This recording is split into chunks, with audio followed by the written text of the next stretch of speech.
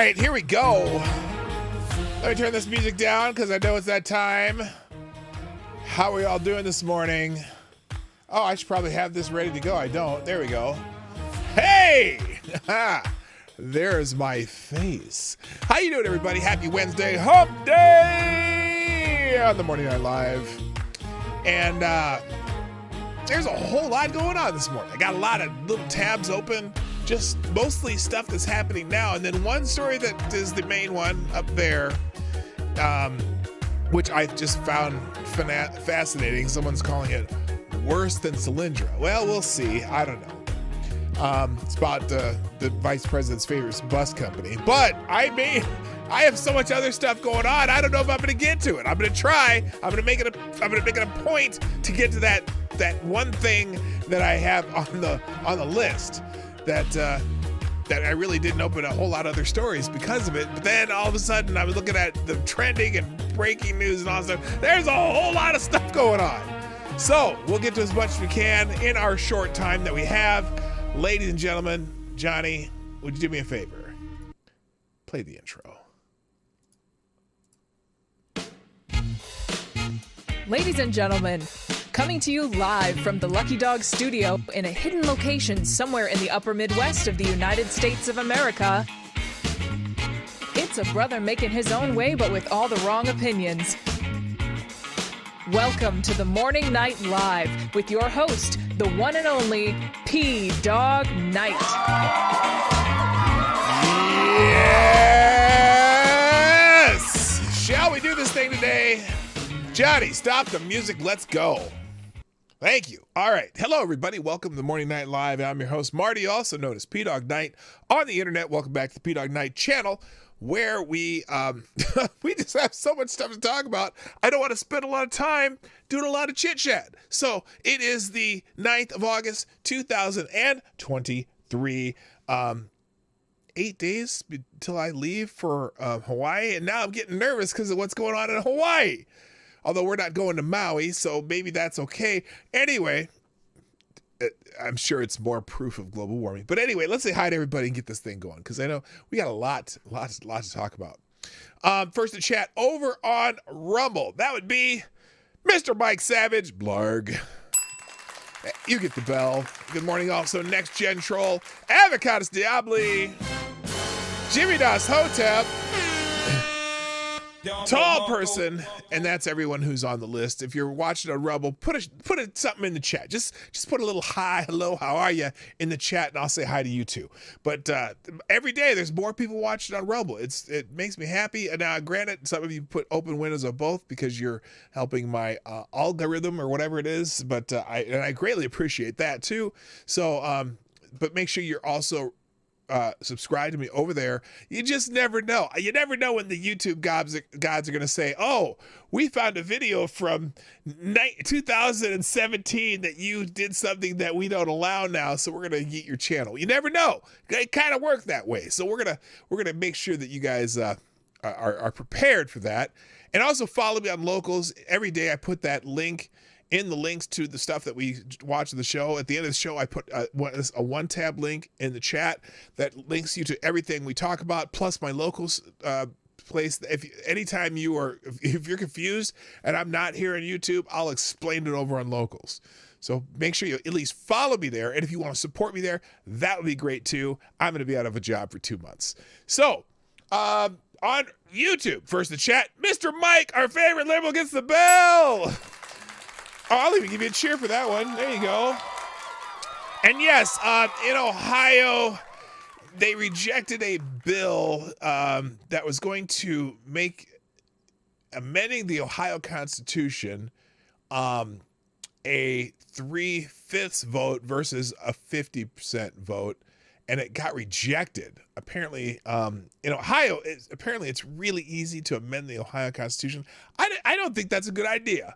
And not because of what I give a shit about what the Ohioans do. I mean, if Ohioans want to do that, that's their right. That's their state. They can do whatever they want. I think it's just, a Constitution should be a little more a little more inclusive. And it can't be more inclusive. It's just a majority rule, mob rule shit. But if Ohioans want to do that, that's what Ohioans want to do. Apparently, part of the reason I guess they were through this bill up is because there's another bill coming up, I guess, something about codifying abortion or something, whatever, in Ohio. So anyway, Mike, you can celebrate, you can jack off to that, you can do whatever you want. Congratulations, you won one. It's good for you and good for the Ohioans who like that bill. So, Tyrannus Alexandrius. Tyrannus Alexandrius, the Invictus Lynch, is also in the house. Also, good morning, Trippy Liberty, Sarah, Mike Savage, Blarg, Attack Alpaca, fake news expert Simon Wolfwood, Avocados Diabli. Also, good morning, too. I said Septus Wolf, didn't I? No, I didn't. Well, I'm saying it now. Hello, Septus Wolf. Somnambuled Nation. GDSOP's in the house. Tall Person. Oh, Tall Person was over here, too. Did I say Tall Person over here? I don't know if I did. You're on Rumble and on YouTube. Good morning, Tall Person. I resemble that remark and that nickname. Higgs in the house from the home base in Florida. Hope things okay. The world sucks. Oh, well, I know. Is there a spam shortage? Oh, see, Hawaiians really like Spam, but Spam is a company out of my state, Austin, Minnesota. In fact, there's a Spam museum in Austin that me and my wife want to go to. I heard it was kind of interesting. I don't know, some meat pork byproduct museum about the pork byproduct, but it's huge in Hawaii and on some of the like the Polynesian islands, the Pacific Islands. For whatever reason, Spam is like one of those things that they just love over there. They love making stuff with it. I don't know. I don't hate Spam. I could do Spam and eggs and whatnot. Anyway, also good morning to Unacceptable Views, Black Hebrew Israelite. That's right. Also, who else is here? Is that everybody? Oh, Stefania's in the house. We got quite a crew here today. While you're thinking about it, while you're looking at me, looking at you, do me a favor, hit the like button, share the stream, and you can sponsor the show, pdognight.live. That's the tip jar where you can become the Streamlabs Superstar Sponsor of the Day. You help me out, and you also help out your conscience. Because, I'm somewhat entertaining sometimes, and sometimes you just want to say, hey, he's okay. And then we'll throw some money at him because that's what you do with YouTubers who are somewhat entertaining. So, let's see. Let's get into just, like I said, we have a ton of stuff here today. A ton of stuff to talk about. And so we're going to get into, let's talk about what's trending in the world. First thing, Hawaii. I'm leaving here for Hawaii a week from tomorrow. And I'm a little nervous when I saw the news today. Apparently on Maui and on the Big Island, there's been some wildfires. Now, the way I saw this, as I'm scrolling through, well, Maui was trending number one right now because, in fact, let's put the AP story up here. Let me, almost forgot to do that. Let's throw the AP story up on the screen here. People in Hawaii flee into the ocean to escape wildfires that are burning in a popular Maui tourist town. Now, I'm not going to Maui. I am actually going to... Oh, you're going to school now, Sarah? That's cool. Congratulations. Spam is sub for corned beef. Well, no, it's the pork version of corned beef. Anyway, people in Hawaii fleeing into the ocean. This was the big news because of wildfires that are burning a popular Maui tourist town. Now, they said that's not how I heard about this, though. I heard the CNN. Here's the CNN article. Wait, where is it? Okay, this is this article. This headline. This is CNN. Is the one that got me. Evacuations are underway across Hawaii's Big Island and Maui as passing Hurricane Dora helps fuel wildfires that have damaged structures, spurring people to jump into the ocean and to escape danger, officials said. Now, that was the weirdest thing that I read when I heard that a hurricane was fueling wildfires. Like, is the hurricane filled with gasoline or what? I don't get it. But then I thought, oh, maybe it's a hurricane that's not actually going to hit Hawaii and it's just causing winds And that is exactly what's happening. So the AP story here, wildfires in Hawaii fanned by strong winds, okay, from a hurricane that was going through the South Pacific, but not exactly actually hitting Hawaii, burned multiple structures in the area, including historic Lahaina town, forcing evacuations and closing schools in several communities Wednesday, and rescuers pulled a dozen people escaping smoke and flames from the ocean. The U.S. Coast Guard responded to areas where people went into the ocean to escape the fire and smoky conditions. The county of Maui has said in a statement. The Coast Guard tweeted that a crew rescued 12 people from the water off of Lahaina. I'm not sure if I'm saying that right. Lahaina? That could be. Or Lahanai, whatever. Lahana, I don't know. The county tweeted that multiple roads in Lahanai were closed with a warning, do not go to Lahanai town. Fire was widespread in Lahanai, including Front Street, an area of the town popular with tourists. County of Maui spokesman Mahini Martin said in a phone interview, okay, too many Mahinis and Mahanis and Lahanis and Lehanis, but it's okay because it's Hawaii and I'm going to be enjoying that when I get there next week. Hello, Shrapnel, I see you. Traffic's been very heavy, yada, yada, yada. So, and then the National Weather Service said Hurricane Dora, which was passing to the south of the island chain at a safe distance of 500 miles, was partly to blame for gusts above 60 miles an hour that knocked out power as night fell, rattled homes, and grounded firefighters' helicopters. Dangerous fire conditions created by strong winds and low humidity were expected to last through Wednesday afternoon, the Weather Service said. And then acting Governor Sylvia Luke issued an emergency proclamation on behalf of Governor Josh Green, who is traveling and activated the Hawaii National Guard. So, pray for people in Hawaii if they're visiting or they live there. FEMA has approved disaster declaration to provide assistance with a fire that threatened about 200 homes. So, this is not good. Not good, but apparently there's also something going on the Big Island. Now I went, which I immediately this morning went and looked at the map just to figure out, is this going to affect our vacation? It not necessarily. About 40 miles, 50 miles north on the northern tip of the Big Island, there was also something going on, but it didn't really say. I haven't seen what. But it was interesting. Shouldn't be Typhoon Dora. Well, I suppose if Americans are talking about it, they're calling it a hurricane. I guess typhoon, hurricane, and cyclones, they're all kind of the same. Or are cyclones, I'm not sure what cyclones are. Cyclones are like tornadoes, right? Well, a cyclone can be in the water. I don't know. But however you name them, they're all a lot of wind and rain and shit. So, well, not shit, literally, but you know what I mean. Good morning, Shrapnel, by the way, and John Arnott, and Maddie's in the house. I hope you're feeling well, Maddie.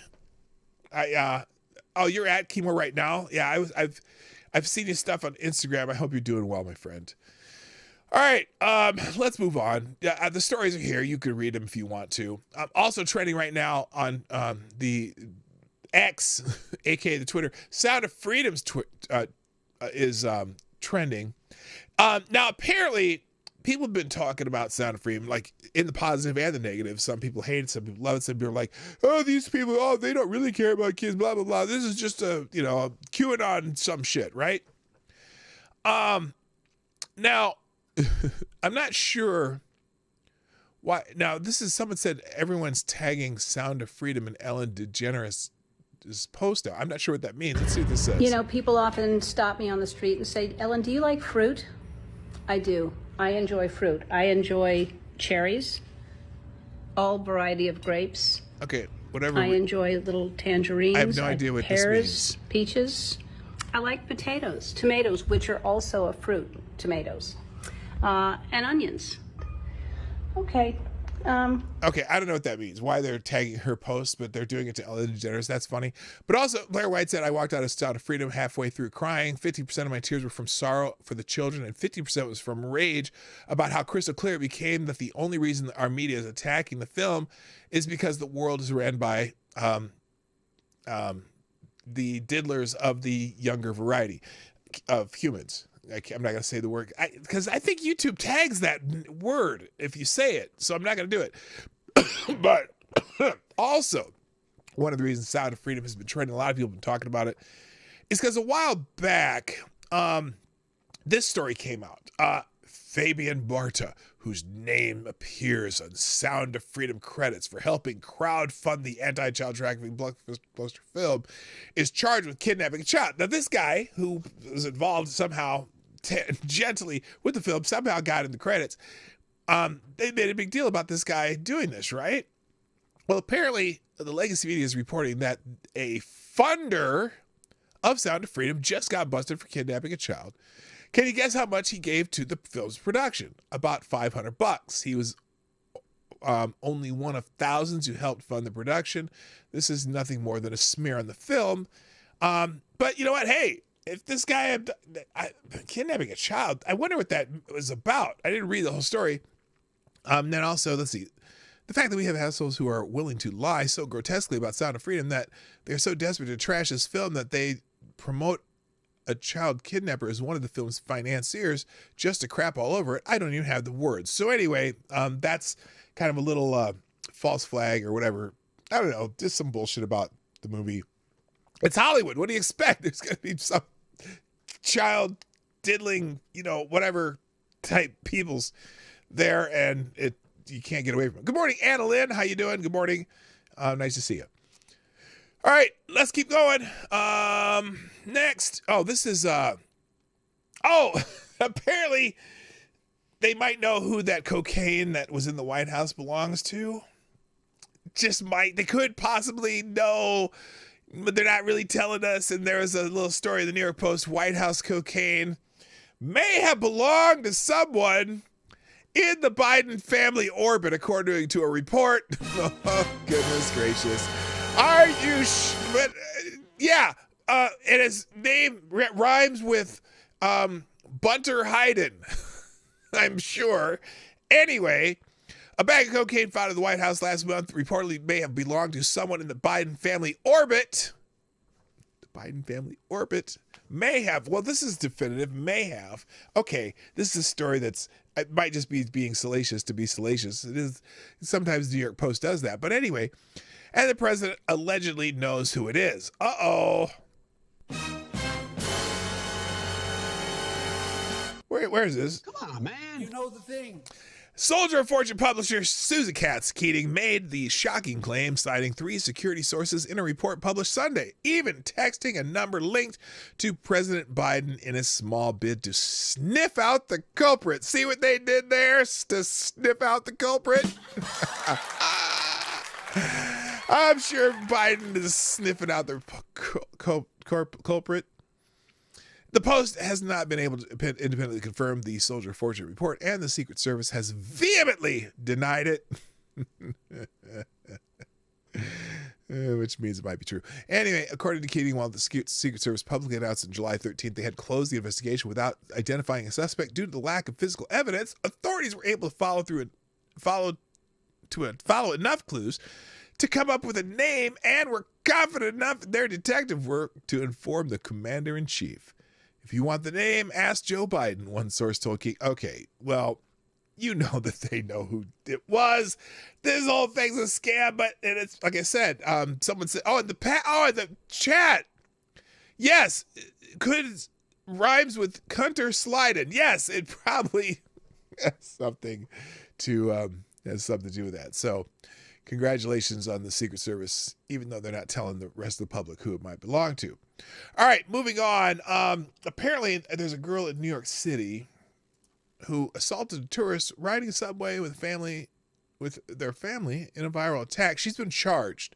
You can read the story. I don't know if you've heard about this, but it was a story of Asian hate, and it was apparently 3 16-year-old girls who beat up the mom or whatever, and she's been, I guess, arrested and charged. 16-year-old girl was arrested Tuesday on assault charges for the viral caught-on-camera attack of a Nevada mom as she was riding a Manhattan train with her family last week, police said. The teenager, whose name was not released due to her young age, turned herself into the NYPD Tuesday morning at about 9:45 a.m. in the same area where the shocking beatdown allegedly took place aboard an F train. The girl is accused of pummeling 51-year-old Sue Young in front of her young daughters and husband, as well as bystander Joanna Lynn when she began filming the teen harassing the family. So anyway, these three girls beat up on this Asian lady, and then the husband, what do you mean in front of her husband? What was the husband doing as this woman is beating up his wife? I'm sorry. Teen girls, I don't care if you're a teen girl, you start beating up my wife, you might get some hands. And my hands are pretty damn big. But anyway, and then they also attacked the woman who was filming them. And so there's a viral video about that. You can find it in the New York Post. It's in the links. Moving on. Wait, before I move on, thank you, Tyre Alexander. And you are the new Streamlabs Superstar sponsor of the day. Right off the bat, Tyre says, oh my goodness, a major funder kidnapped a child. How much did he give? $500 out of $60 million? Wow, he basically made the movie on his own dime.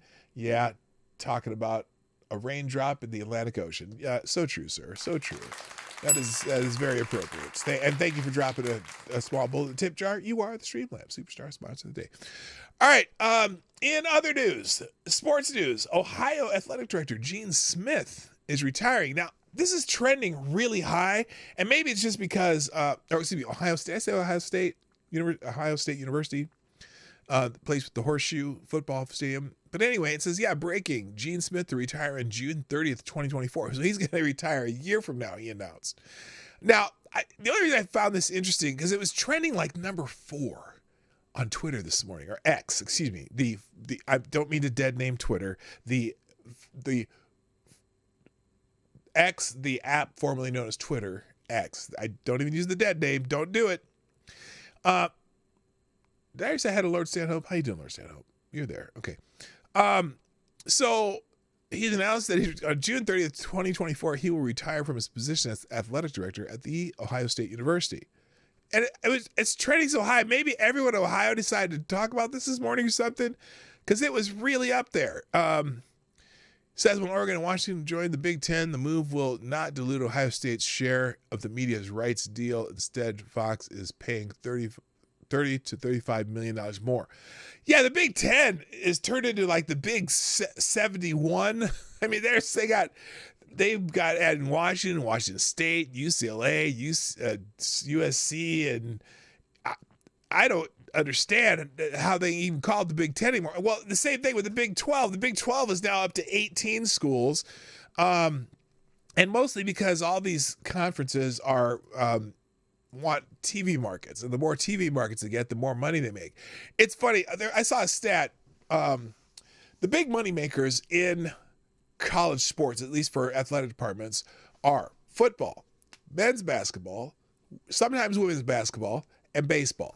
Okay, those are the 4 of the revenue producing sports. Those sports produce the revenue that bring in the money to basically fund all the other athletic scholarships, because none of the other sports really make a lot of money. Some schools do pretty well with volleyball for some reason, but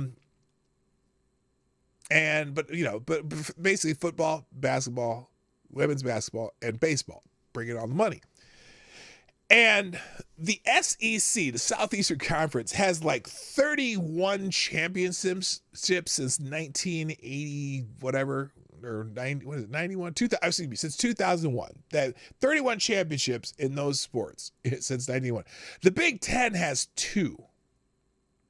Okay, national championships in those 4 sports. But the Big Ten brings in like almost twice as much money as the SEC per school.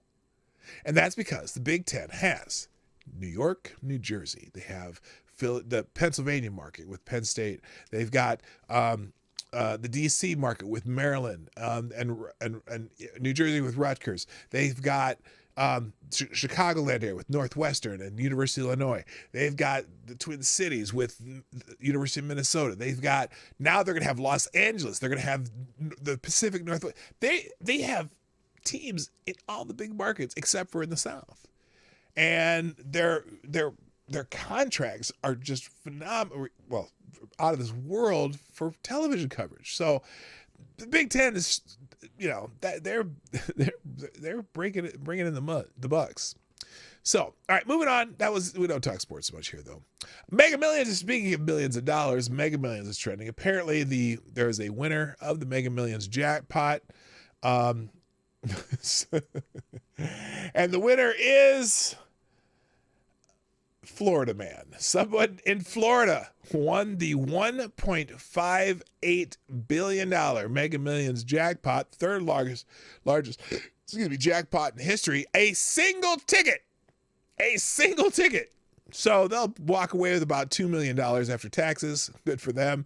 It was sold in a Neptune Beach, Florida Publix store. So if you live in Neptune Beach, Florida, and you bought a ticket, you might want to check it. There you go. It wasn't me. It wasn't Hig. Hig did not win it. So $1.58 billion. Like I said, after taxes, you'll get about $2 million. I'm just kidding. I think if you take that by about 69%, depending on what state you live in. Some states don't have income tax, but the IRS will take 39% of it. And then, I'm sorry. If someone in Minnesota won it, you would get 39% of it would go to the state and federal government. So, a little over half of that. Still, I think I could live on that. I think I do. Okay, here's a question. Let's say you won the $1.58 billion Mega Millions. And after taxes, you take a cash payout where you would have roughly, let's just round it off to $800 million. $800 million. Would you be able to spend it before you die? That'd be kind of tough. If it was $100 million, I could spend $100 million. I could find a way. I'd blow through it, and now I'd die broke. I don't know if I could do it with $800 million. I mean, you could certainly buy stupid shit. You could buy 4 or 5 airplanes or something, which, that'd be $500 million. But I don't know. I don't know if I could do it. Because I don't have, there's not that many things. There's things I want to do. I certainly would travel a lot more. And I would travel, if the $800 million, I could afford a first class ticket once in a while. I don't know if I could spend $800 million. I just don't, there's not that much I want. I don't want a big house. I don't want, I suppose I could set up my kids with some real estate and whatever, buy some business stocks and whatever. It'd be hard to spend. I don't know. Heroin, cocaine ain't cheap quality. Okay, I got you. Hooker and blow, hookers and blow. Nope. I would be as sober. I would stop drinking. I'd stop doing any kind of things that would, be a detriment to my body, because it would be too easy to get out of hand. Good morning, Woodcutter. How you doing? So there you go. All right, moving on. Next, Antifa is trending. Now, Antifa and Andy No are trending. So there's a big trial out in Portland, I think, and Andy No had sued Rose City Antifa for him being attacked. And this trial out in Portland, I'm going to pull this off the screen just in case some violence or something shows up, because it's likely anytime you talk about Antifa. So Antifa, Andy No had sued Rose City Antifa, which of course is not an organization. It's just an idea, right? It stands for anti-fascist. Okay. They're not a violence organization than ever. Anyway, he there's a big trial out in Portland, and, unfortunately, and I'll say unfortunately, because I think it's unfortunate. A Portland jury has found that Antifa is not liable in Andy No's attack. But the defense attorney declares, I am Antifa. They've got one of these names that you go, gosh, that name's hard to argue with. Like the what is it? The Democratic People's Republic of Korea, which is North Korea, right? It's the Democratic People's Republic. It's democratic, right? Yeah, that's how much Antifa is anti-fascist. They use fascist tactics to force people into their political views, whatever. The jury's reached a verdict in the trial to investigative journalist Andy Ngo versus Rose City Antifa and its alleged affiliate members, in which they found both defendants, John Colin Hacker and Elizabeth Renee Richter, not liable in the civil case brought against them. Ngo filed a complaint in Portland in 2020 claiming assault and other injuries over acts of violence carried out by members of Antifa, which began in 2019. Defendants John Colin Hacker and Elizabeth Renee Richter have been accused by senior editor of the Post Millennial Andy Ngo of assault, battery, and intentional infliction of emotional distress, which was argued before a civil jury for more than a week in the Multnomah County Courthouse. Now, defendants Hacker and Richter, who allegedly work as Antifa doxers, they dox people for a living, I guess, which after identifying Ngo had led to a series of physical beatings on May 28, 2021, were found by the jury on Tuesday not liable for all these claims. Evidence provided during the trial, along with testimony given by both defendants, asserts Ngo's claims in the complaint. Now, so they have a video of the attack that they're talking about. During closing statements, defense lawyer Michelle Burrows told the jurors that not only does she self-identify as both a progressive and an anti-fascist, she strongly declared, "I am Antifa," and insisted on making herself an "I am Antifa" t-shirt, which she said she would wear after the trial. Despite Antifa's significant recorded history of violence, she told the jury that Antifa's unfavorable reputation is untrue and depicted and the organized militant group as activists in fighting for social justice and civil rights. Well, they do it by beating the shit out of people, but anyway, and breaking shit. In defense of Antifa, Burrows said resistance in this country has never been peaceful. Huh. Well, interesting. So, however, as she argued before the jurors, Ms. Burrows admitted that the black-clad people had physically beaten Ngo were in fact terrorists. The defense attorney went on to say that the journalist Andy Ngo has dirty hands. She indicated that Ngo is a doxer, as well as he uploads publicly available mugshots of anti-affiliated individuals that have committed crimes on his Twitter account, which has over 1 million followers. In addition, the defense lawyer said that since the U.S. has an unregulated internet, Ngo needs to take responsibility for the words he says on the internet, and added that his conduct has not been pristine. She also attacked Ngo's credibility as a journalist, despite providing the jury with no evidence of the allegations that would have discredited him, other than saying that he is a liar that provides half-truths. Furthermore, Burrows claimed that Ngo's reporting has created a rage machine that has generated so much revenue for Ngo. Okay, interesting. Before closing statement, Judge Sinaplazi informed the court that the trial's jurors have raised concerns about being that. Yeah, so that's the other part of this trial is, okay, so the two people that he's suing, serial doxers, right? And the jury themselves were afraid of being doxed. Informed the court that the trial's jurors have raised concerns about being doxxed and claimed that people have been trying to find out their identities. The judge then enacted even stricter safety measures than what has already been ordered for the trial. After announcing her retirement and that this would be her last trial, Burrows told the jurors that she will remember each one of their faces. That's the attorney for Antifa. I am retiring after this trial, and I will remember each one of your faces. Wow. Wow. That sounds like a threat, doesn't it?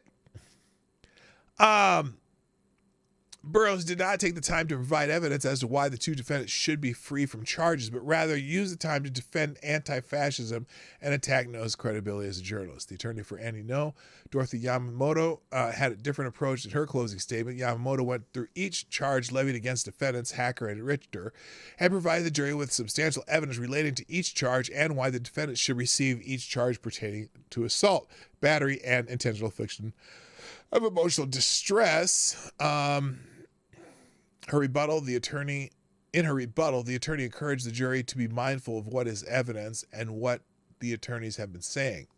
Yeah, like, I'm going to remember your faces.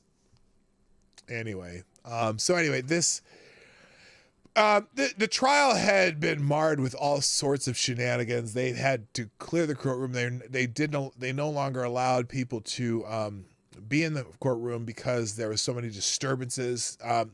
If the jury in this trial, as far as I'm concerned, they were threatened.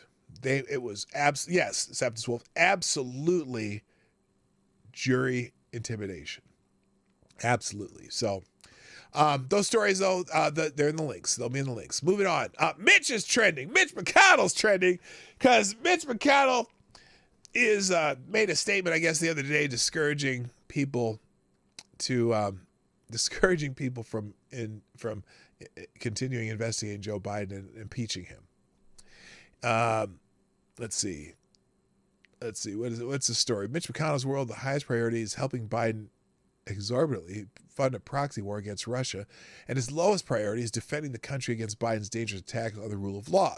He's asked Kevin McCarthy and the House members not to pursue impeachment of Joe Biden. Now, I tend to agree with it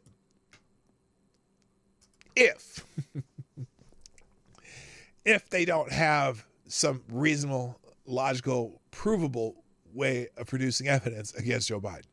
If they don't, then no, don't impeach him, because you just make fools yourselves, and all you do is make the next impeachment easier, because the impeachments keep getting easier and easier, right? They clearly did that with Trump. I don't want a retaliatory impeachment, but if they've got something that they have absolute evidence for, which it seems like they're leaning toward that, direction, yeah, fine, but don't, the idiots who said, impeach him the day he got into office like they did with Trump, they're no better than the idiots who said that about Trump. To me, you better have something serious and completely evidence-based. That is ironclad. And I don't, because, let the, if you have to let the courts deal with it later, I don't care. But it's one of those things that we got to stop doing this. Whatever. I don't know. Anyway, Mitch is trading out for all sorts of reasons. They got him all kinds of articles. McConnell warns House GOP on Biden impeachment, not good for the country. But then also Sean Davis over at the Federalist is pointing out, I wonder why Mitch McConnell doesn't want anyone looking too closely at a crooked politician whose family got rich thanks to shady foreign business deals. Looking at you, Elaine Chao. So that's interesting. And Cat Turd, good morning to everyone except brain freeze, neocon, backstabber, worthless, poisonous, warmonger, China-loving. China is asshole. Piece of shit, Mitch McConnell. So that was that's on this tweet right here. I didn't show it to you because I forgot to put the screen up. There is the screen, all kinds of stories about Mitch McConnell. If you want to read them, knock yourself the F out. All right, let's move on. What else is happening today? Where's my tab? There it is. A couple more things trending. State attorney is trending. This is new this morning. This is kind of breaking news from this morning. Apparently, Ron DeSantis has he has thrown another Soros prosecutor, Monique Worrell, state attorney for the 9th Judicial Circuit, out of office. Suspended, I suppose. This is the second Soros prosecutor he's removed. No other governor has ever removed a Soros prosecutor. So here's Ron DeSantis, I think, making that announcement. This is from about an hour ago. The state of Florida is a law and order state, and that means we support the men and women who wear the uniform, who protect and serve. It means we have strong policies to hold criminals accountable for their misconduct. Prosecutors have a duty to faithfully enforce the law. Yeah, that's true. One's political agenda cannot trump this solemn duty. No pun intended. Refusing to faithfully enforce the laws of Florida puts our communities in danger and victimizes Look at San Francisco. Floridians. Look at Oakland. Accordingly, I am today announcing the suspension of State Attorney Monique Worrell from the 9th Judicial Circuit effective All we know it's because, immediately. I'm appointing Judge Andrew Bain to take over as state attorney for the 9th Judicial Circuit. Judge Bain is currently a judge in Orlando. He is a native Floridian. He attended University of Miami, where he played football, and he received his law degree from Florida A&M Law School. And I trust that he will be a prosecutor that faithfully enforces the law and will keep the communities of Central Florida. Now, I'm not sure. I may have this wrong. Let me make sure. Let me verify. Let me verify something here, because I am curious. Safe. Oops. Monique Worrell's administration of. Hang on a second. Well, I'll finish that. But I want to see something. Anyone know, is Florida A&M an HBCU? Did he just appoint someone from an HBCU to replace? By the way, Morrell is a black woman, so there's going to be certainly some accusations of racism. Florida A&M Agricultural and Mechanical University is a public, historically black university. Yes, Florida A&M is. So he's replacing a black woman with another black man. So maybe that'll stave off some of it. I don't know, but that's. I was curious when he said that. He is replacing a black woman with another black person. Not that matters in reality, but it's just one of those things that becomes a club that people try to hit you over the head with, right? In reality, I don't give a shit whether you place the black woman with a black man or a black woman or a turtle that has a law degree. I don't care, as long as it's, But here's his reasoning again. He's going to tell about why he's doing this. Monique Worrell's administration of criminal justice in the 9th Circuit has been clearly and fundamentally derelict so as to constitute both neglect of duty and incompetence. The policies or practices listed in our executive order suspending her that constitutes the grounds of suspension are as follows. One, a pattern or practice to avoid minimum mandatory sentences for gun crimes. Pattern or practice to avoid minimum mandatory sentences for drug trafficking offenses. Drug trafficking. Pattern or practice allowing juvenile offenders to avoid serious charges and incarceration altogether. Pattern or practice to avoid valid and applicable sentencing enhancements. Pattern or practice limiting charges for child pornography. Pattern or practice for seeking withholding of adjudication in situations not permitted under Florida law. All right, so now we already know how this is going to play out, right? Because, let's see, what is this here? Documents. Governor Ron DeSantis' office lists rationale for suspending Soros-backed Democratic State's Attorney Monique Worrell, and he has a whole list here. So if you want to look at the list, they are linked in the or they're in the links here in the. He has several. Oh, he has actual cases listed where she did not pursue further justice or justice in the cases. So, but because she's a black woman, that's going to be, that's going to be the story, that he suspended a black woman. Okay, so maybe having someone from an HBCU will blunt the attacks on him. I doubt it, though. All right, moving on. Also trending. J6 committee's trending, and they're trending for almost a hilarious reason. As far as, well, hilarious is in hilarious but sad reason. The January 6th committee, and Trump foreshadowed this with this little Truth Social post. He said, "So now that I have full subpoena power because of the freedom of speech sham indictment by crooked Joe Biden, deranged Jack Smith, and the DOJ, it has been just been reported that the unselect January 6th committee of political hacks and thugs has illegally destroyed their records and documents." What? Now, here's the story. Now, I don't know. This is the story. It's in Fox News, so, it's right-wing propaganda probably. But in Fox News, he said, January 6th committee failed to preserve records, has no data on Capitol Hill security failures. Now, This is a GOP charge. The GOP has pounced. The House Select Committee that investigated the Capitol riot on January 6, 2021 failed to adequately preserve documents, data, and video depositions, including communications it had with the Biden White House that are still missing, according to a Republican lawmaker overseeing the GOP investigation into the committee's work. The now disbanded January 6th committee, which was run by Democrats and included 2 GOP members, anti-Trump GOP members, has also failed to provide any evidence that it looked into Capitol Hill security failures on the day of the riot. Representative Barry Loudermilk of Georgia, chairman of the subcommittee on oversight for the Committee on House Administration, told Fox News Digital that is too long of a name for a committee. Loudermilk said his staff had difficulty gathering all the information it needs to investigate Representative Benny Thompson's handling of the January 6th investigation. Part of our task as this oversight subcommittee is actually to address these security failures, look into how it did happen. How were these folks able to get into the Capitol? Into the Capitol! You got to go into the Capitol. Re-up style. How they're able to get into the Capitol. He said, oh, well, here's the other thing. Now, remember, you see all these videos, the people fighting over there with the cops over one side.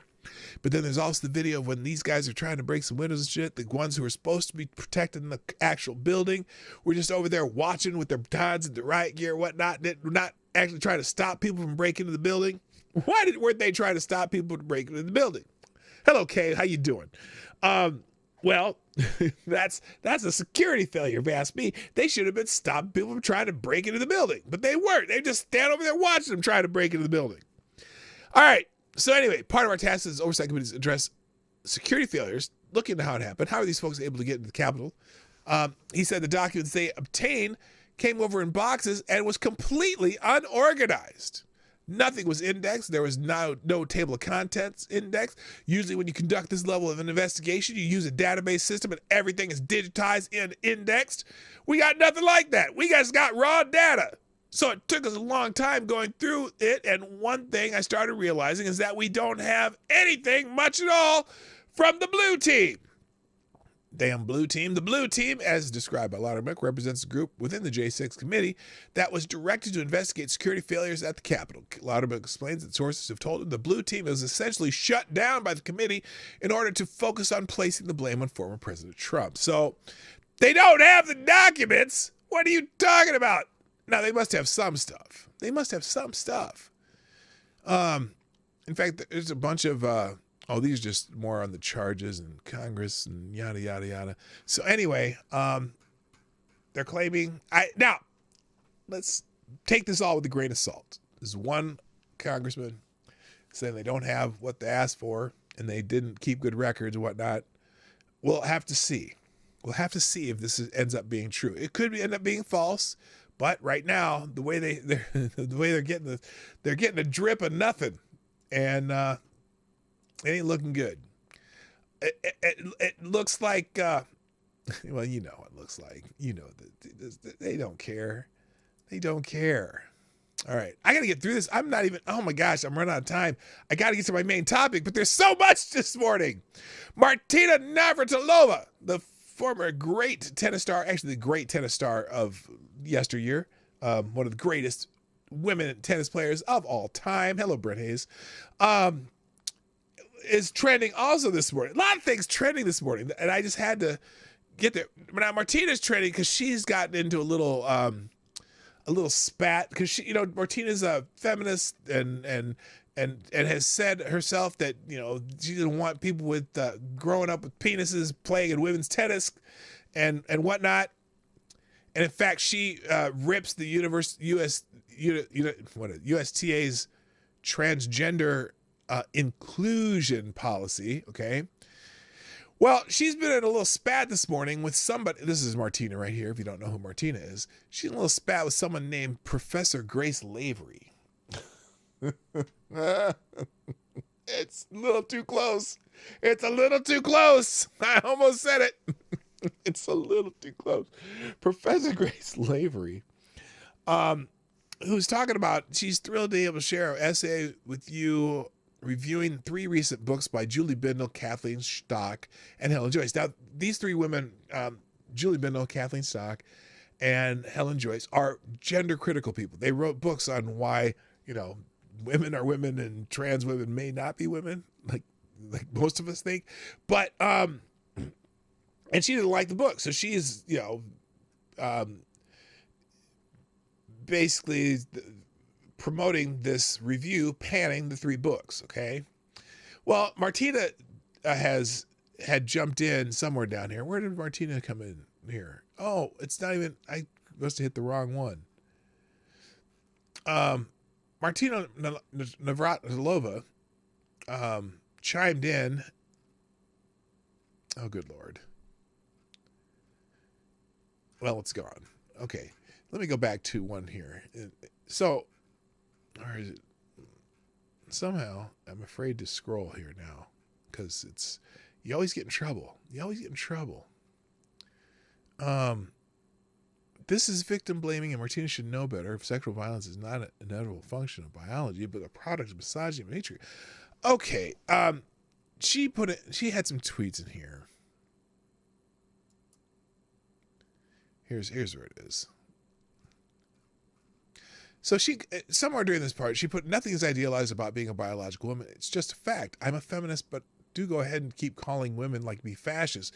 Name calling is all you got. And the professor said, oh, I'm honored to be addressed by you. I don't think you're a fascist.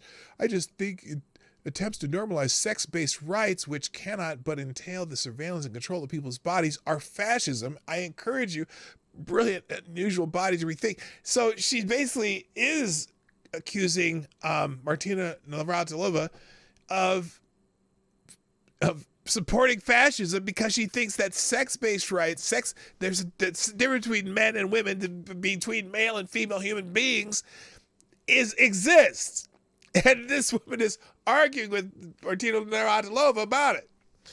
And then, so it's an interesting thread. I'm not going to get into any more than that, but I again, it'll be here in the links, obviously, so you can check it out. But, it's funny how I always gave shit to some feminists for certain things that they talk about, but now the liberal feminists are all into this gender ideology shit. And it's like, now I understand a little more what the radical feminists are about.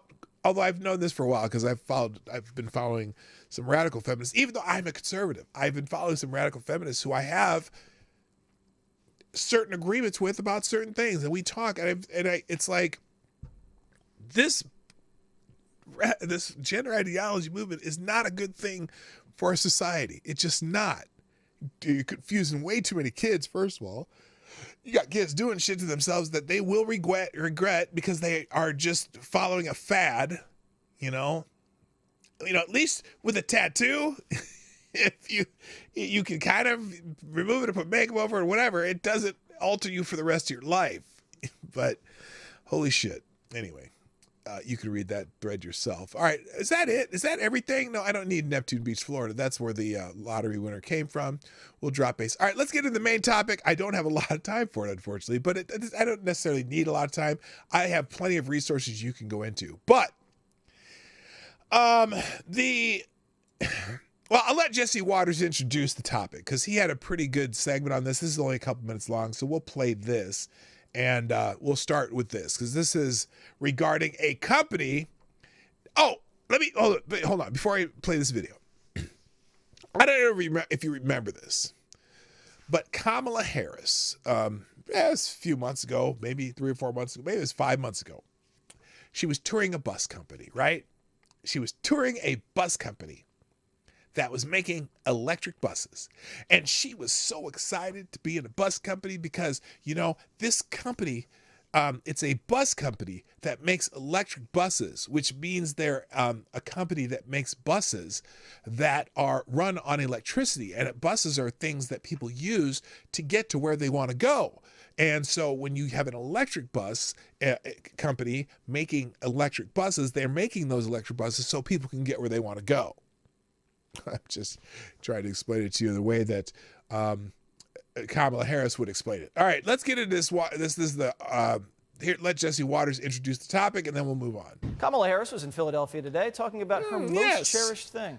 Buses. Workers are building electric buses so people can get where they need to go. Electric buses so people can get where they need to go. Okay. What the vice president didn't tell you was America's biggest electric bus company just went belly up. This is the bus company. The company's called Proterra, and it filed for bankruptcy this week. Proterra. Does anyone remember? Oh, by the way, I like to often say that the Biden administration is really just Obama's third term, same advisors, and Joe Biden doesn't seem to be really doing anything on his own. He seems to be doing whatever people put on his note cards or on his teleprompter, whatever. He doesn't seem to be really in charge because it's really the third Obama administration, right? Well, does anyone remember a company called Solyndra? Yes, the government invested millions of dollars and millions of dollars into a company called Solyndra, and then it went belly up. Well, this sounds very familiar, so just listen along. Listen carefully to what's happening here. There was Biden and Kamala's golden boy. It was the company that was supposed to eradicate diesel. Yes. Taxpayers were funding it, and now the money's gone. But we don't know how buses. many possible hundreds of millions of dollars we lost. We don't know where the money went. But we do know this bankrupt electric bus company had access to at least $8 billion. Now, when he says they had access to $8 billion, they were funding this company through one of the incentives, I think, in the Inflation Reduction Act. So it's not that they gave them $8 billion. It's just they were taking out of a pool of $8 billion for green energy projects, because green energy projects are always the best things that happen. You know, Solyndra is still making those solar panels today. They're the most successful green energy company on the planet. What? Oh, they don't exist? Oh, excuse me. What? And they went bankrupt. Oh, this is the third Obama administration. All right, let's go. Democrats thought they picked a winner. Because the Democrats pick winners and losers. There's Kamala on an electric bus, a bus that takes people to where they want to go. Because that's what buses do. And it's an electric bus, so that means it runs on electricity, and it takes people. It's a bus, so it takes people where they want to go. Their factory. Mayor Pete toured their factory. Mayor Pete, yes. Even Biden touted it. We ought to be the single most significant suppliers of electric buses and vehicles in the world. Should. You guys are getting us in the game. It's going to make a lot of difference. They're in the game. They're out of the game because the company was a scam. In California, the buses caught on fire. Yes, they did. In Philly, they broke down. And in Alaska, the batteries froze in the cold. Yes, they did. And in Minnesota, they stalled out on the hills. In my state of Minnesota. No, there are, but they're actually, I don't know. So I've seen some of the, what do they call it? I don't even remember what they call it, but there's electric buses in Minnesota. There's some, not many. There's a few. I don't know what, and when they say the hill, there's not that many hills here, but there are hills. I don't know how many of them are, but there are a few electric buses around. I've seen them.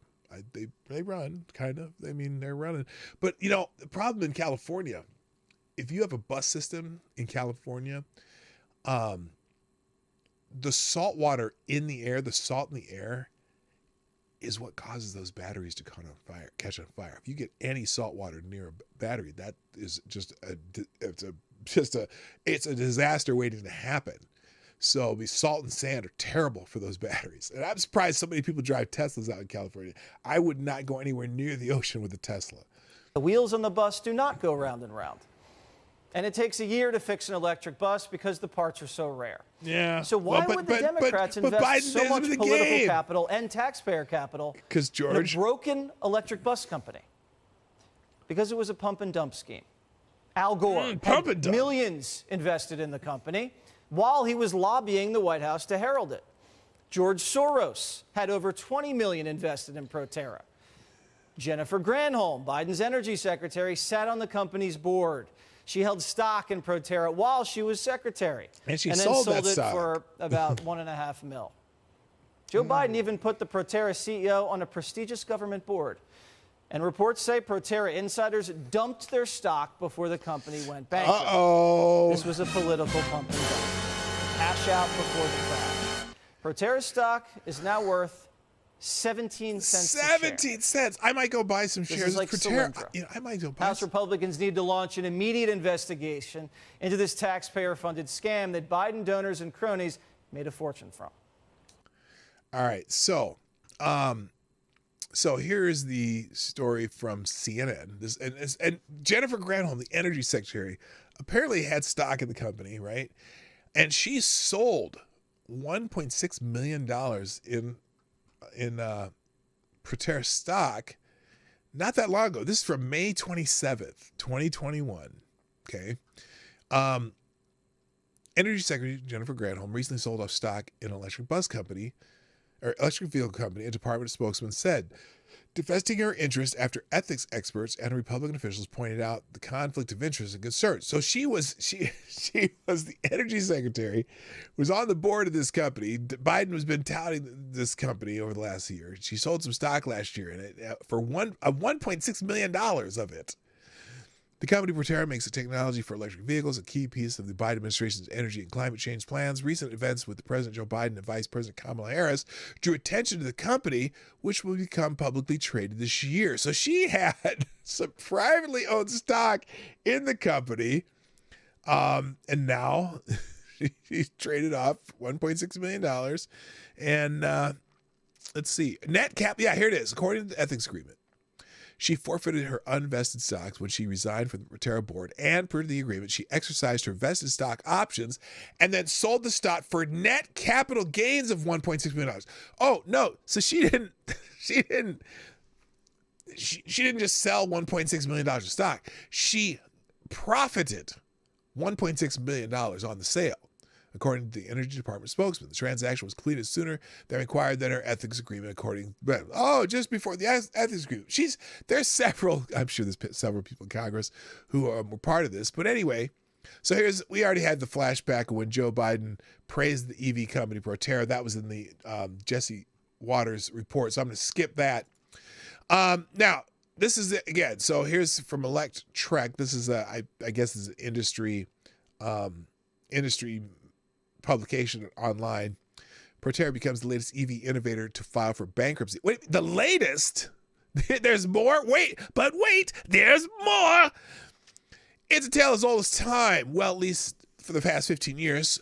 So when we look at the EV industry, EV battery and vehicle platform specialist Proterra is the latest company to join an infamous list of electrified tech companies who have filed for Chapter 11 bankruptcy. What does this mean for the other companies dependent on Proterra's EV tech? Proterra was an American automotive and energy storage developer that would be celebrated for 2 decades in the industry. Would have been celebrating 2 decades in the industry next year. We at Electrek have contributed consistent coverage of the California-based company over the years through its countless ventures into electrification. This included vehicle launches like the ZX5 Max electric bus last year and the rolling out of the first EV battery packs off the assembly lines as the latest production facility in South Carolina. In addition to its own vehicles, Proterra-powered EVs like Thomas-built buses have already eclipsed 1 million miles driven to date. Needless to say, Proterra has its eco-friendly fingerprints on a myriad of commercial vehicles and machines around various segments, but will all that progress fade into its legacy now that it has filed bankruptcy protection? Here's the thing. I don't give stock advice, but my own personal opinion is 17 cents a share right now. If you bought 1,000 shares, just, that's it's like $170, right? Is that right? I think that got that right. I did my math right. Does this sound like a company that that might be bailed out by the Biden administration? I don't know. After the bell rang at the New York Stock Exchange Monday, Proterra quietly and voluntarily filed Chapter 11 bankruptcy, declaring its assets and liabilities somewhere in the range of $500 million to $1 billion, per Reuters. The company had a market value of $362 million as of Monday's close, but its shares nearly halved in value following the news. I don't know, man. It just sounds like a company that the Biden administration would be happy to keep pumping money into. Who knows? But now, here's the Okay, so this is the story in the Free Beacon. I'm going to skip this one because it has a lot of the same information as we've already gone through. But this is the one that I found interesting. Is this worse than Solyndra? Republicans press for information on Biden administration's favorite electric bus company and battery company, whatever. Energy Secretary Granholm has up to $5 million invested in company Biden promoted. Well, she doesn't anymore. This is this is from April 2021.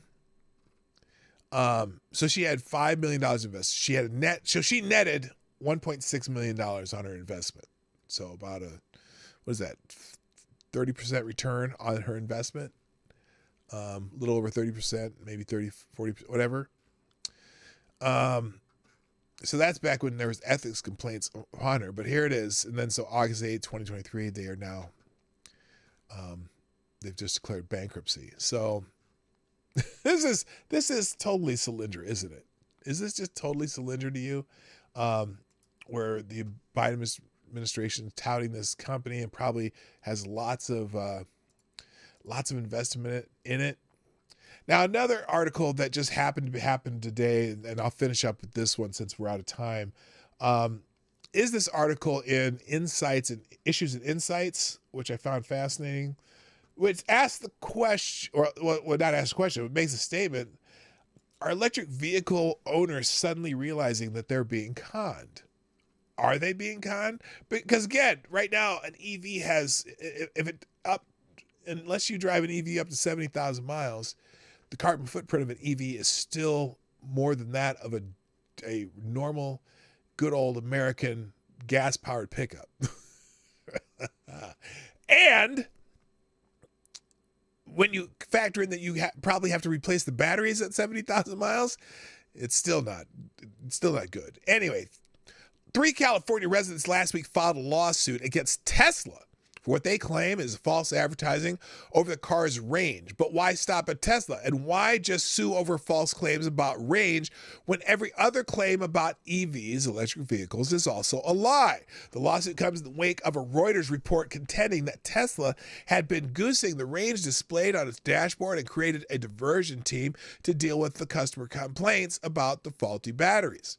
Filing claims that had Tesla honestly advertising its electric vehicle ranges, consumers either would not have purchased Tesla vehicles or else would have paid substantially less for them. But this isn't news. There have been several reports over the years about the wildly inflated EV range claims. Now, especially, that's why the Ford Lightning people have just been calling those dogs. The range is anywhere near what they say they are, and they take forever to charge, but not so much with Teslas. Teslas charge pretty quickly. But anyway, a little over a year ago, Forbes published an article detailing how the advertised range of electric vehicles was often way off. I've been road testing electric cars for more than 2 years now, and not once has a battery-only vehicle met the claimed capacity for its battery, wrote senior contributor Neil Winton. The average shortfall is close to 20%. Can you imagine that? You're driving from, let's say you're driving from Indianapolis to Tulsa, because you got to go to Tulsa for some reason. You live in Indianapolis, you're driving to Tulsa, and you're in an EV that says the range is 240 miles, but for whatever reason, it get about, what's that, 40, you get like 44 miles less, 48 miles less of range, and you got to charge it up again, and you got to wait. It takes about 40, 50, it takes an hour like to charge one, doesn't it? Just to get an extra 60 miles, whatever. That would make I would totally choose to drive a gas-powered vehicle if I was driving from Indianapolis to Tulsa. But anyway, Tesla actually did better in his test than some of the other EVs. Oh, so Tesla is still the best of the electric vehicles, all of them coming out. A report from Car Driver last August found that only 3 cars it tested did better than the official EPA range estimate. Tesla Model S is supposed to go 348 miles on a charge, but only made it 280 miles. Ford's electric F-150 came up 70 miles short of its reported 300-mile range. You know what's funny? My gas-powered Ford F-150, I can drive about 450 miles on one tank of gas. Wait, 260? No, I'm sorry. 360 miles on a tank of gas. And when that gas gets low, I fill it up in 5 minutes and I can be on my way. Not so much the battery-powered Ford Lightning. Anyway, SAE International studied the performance of 21 EV models this year and found that on average, the car's range was inflated by 12.5%.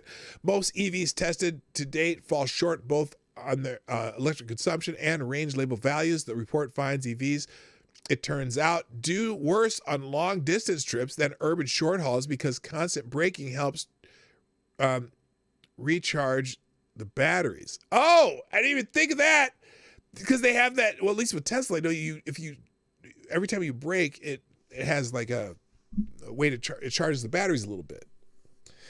The real world range of EVs is worse than these studies show because, unlike with gas-powered cars, weather can dramatically reduce an EV's range. Consumer Reports tested how well EVs performed in different weather conditions and found that cold weather saps about 25% of range when cruising at 70 miles per hour compared with the same conditions in mild weather.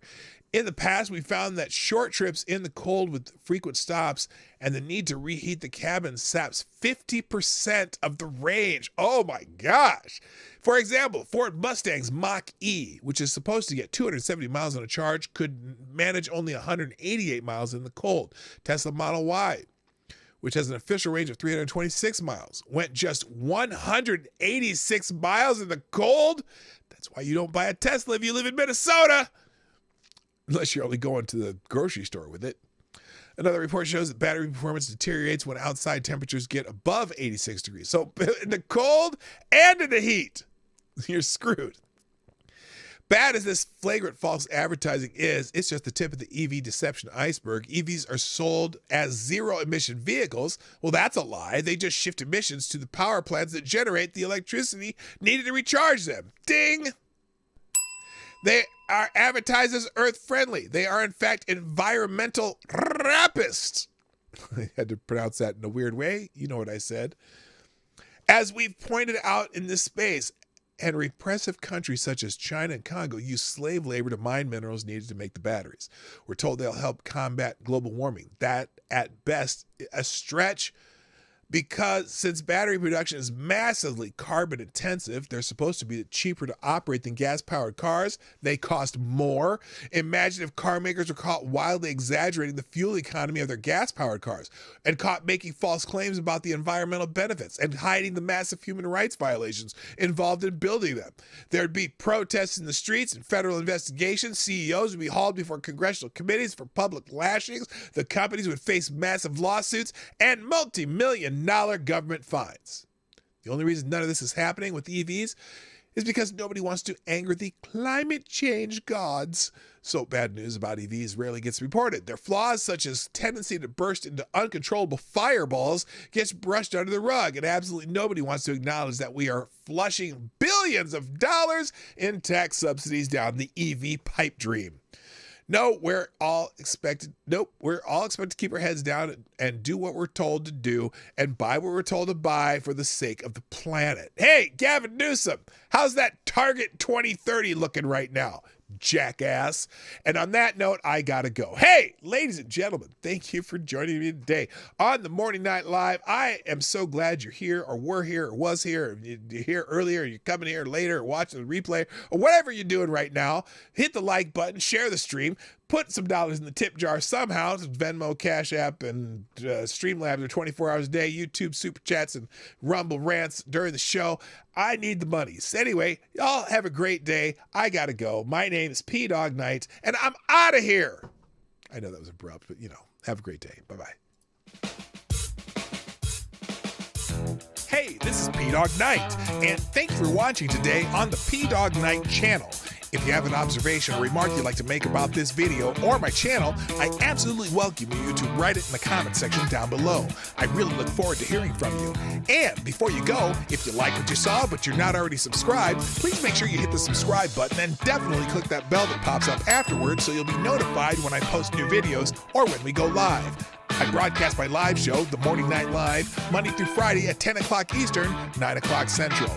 A special thank you to all the supporters of this channel who share our videos on social media and who make donations through Streamlabs, YouTube, Venmo, and Cash App, which are all linked in the description down below. Thanks again, and until next time, I'm P Dog Knight, and I'm out of here.